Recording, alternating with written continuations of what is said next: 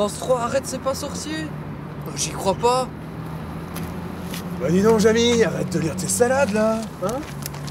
J'ai entendu dire qu'ils allaient créer une nouvelle revue dans la faculté de philosophie et lettres de Liège. Quoi? Encore un nouveau journal? Mais non, c'est une pièce de théâtre. Allez, viens, on va enquêter. Allez, chauffe Marcel, on va à la cité ardente. Et t'enflamme pas. Ce serait bête de brûler un feu.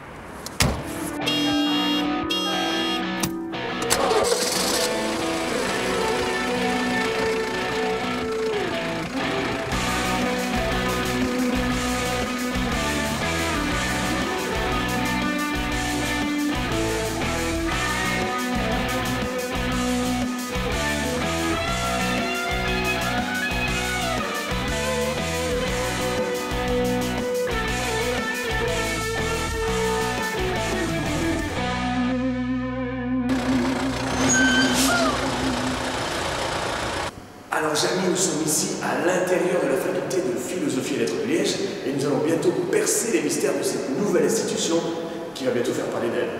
Mais d'abord, c'est quoi une revue? Bah, il m'a demandé à moi alors que j'en savais rien avant le générique.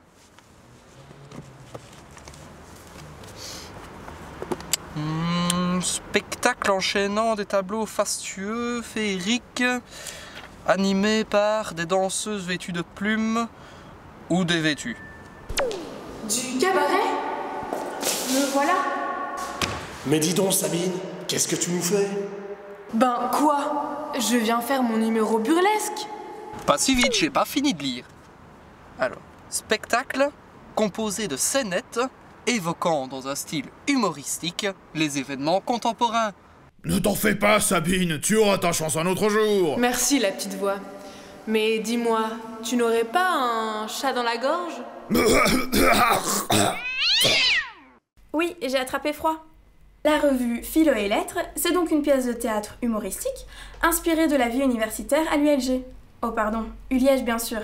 Et en particulier de la faculté de philosophie et lettres. Ce sont les étudiants eux-mêmes qui écrivent et interprètent leurs pièces à destination de leurs condisciples. Et le maître mot, c'est second degré. Cum grano salis, comme on dit. Allez, venez.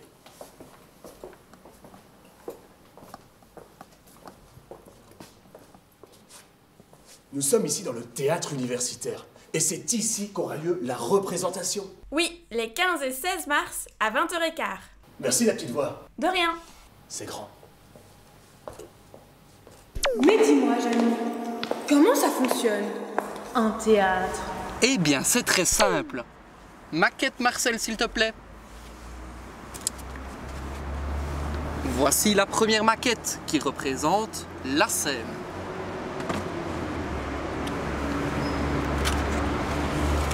Ensuite, voici la seconde maquette qui représentera les gradins. Et voici enfin l'office des tickets. Alors, il vous suffit de vous rendre le jour de la vente des places le 26 février et d'acheter autant de tickets que vous le souhaitez. Une fois cela fait, vous vous rendez dans la salle, vous vous installez et il ne reste plus qu'à profiter du spectacle. Jamy, je suis dans les coulisses du théâtre. Alors on va évidemment aller voir ce qui se passe derrière le rideau. Alors suis-moi. Alors voilà deux délégués en train de préparer les détails de la pièce. Alors bonjour à vous. Alors quel est votre rôle au sein de la revue? Eh ben, moi d'abord, je suis délégué décor et costume. J'espère que ça ne se voit pas trop. Alors non, en quelques mots, l'idée c'est de retrouver le décor dans le scénario et d'essayer de mettre ça en place, construire et de collaborer avec toute une équipe et même toute la revue en entier, avec notamment Océane qui est déléguée scénario, pour coordonner tout ça. Et en tant que délégué, je coordonne justement les autres scénaristes pour essayer de toujours avoir un fil conducteur, harmoniser les textes et voir un peu avec les réunions, voir quand ça arrange plus le monde et vraiment essayer d'avoir à la fin de la date limite un texte. On réalise des petits groupes. Chaque fois quand on est 3-4 personnes, c'est beaucoup plus facile parce que si on a un trop grand groupe, il y a beaucoup trop d'idées et ça part vraiment... D'accord. Eh bien alors moi, Je suis délégué acteur au sein de la revue.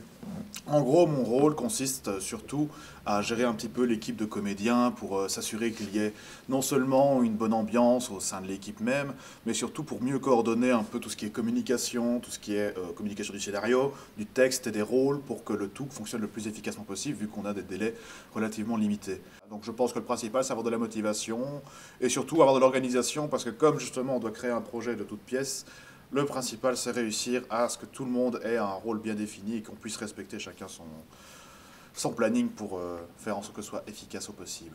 Et puis on s'est vraiment rendu compte aussi qu'il y avait vraiment un réel désir des étudiants de voir une revue en fait se créer tout doucement ici à Liège. Personne ne le faisait, et on s'est dit bon, voilà. Allons-y. Ça permet justement de rassembler des étudiants qui ne seraient jamais croisés autrement. On voulait vraiment faire une caricature de la faculté en elle-même, dans sa globalité, et pas seulement se centrer sur les professeurs ou sur les élèves. Et donc on va vraiment parodier un peu les éléments phares en projet, même si ça reste un projet étudiant, avec des étudiants qui sont bénévoles et que tout le monde travaille surtout bénévolement, fait ça pour son plaisir. Ça demande quand même il faut qu'il y ait des fonds, ne serait-ce que pour acheter certains décors, faire des réservations de locaux, on doit payer des assurances, ce genre de choses. Voilà, il a fallu faire des demandes de subsides. On a eu la chance d'être subsidié par la FEDE notamment et de bénéficier de certaines dérogations par rapport aux frais qui étaient demandés à l'université. Donc je m'occupe un petit peu de tout ce qui est démarches administratives et Dieu sait qu'il y en a, vu qu'on a créé le projet à partir de zéro. Ça a été assez compliqué, mais bon, on adore les démarches administratives, n'est-ce pas, Nuf? Mais oui, bien sûr, Maxime. Alors nous allons maintenant entrer dans le local des scénaristes. Allez, venez avec moi. On entre, Jamie? Salut les gars, alors vous pouvez répondre à quelques-unes de mes questions? Un espion! Arrêtez-le!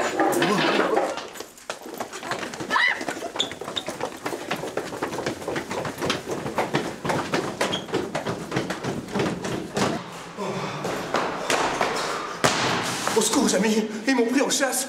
Il est là! À court, Fred! Il est aux abois.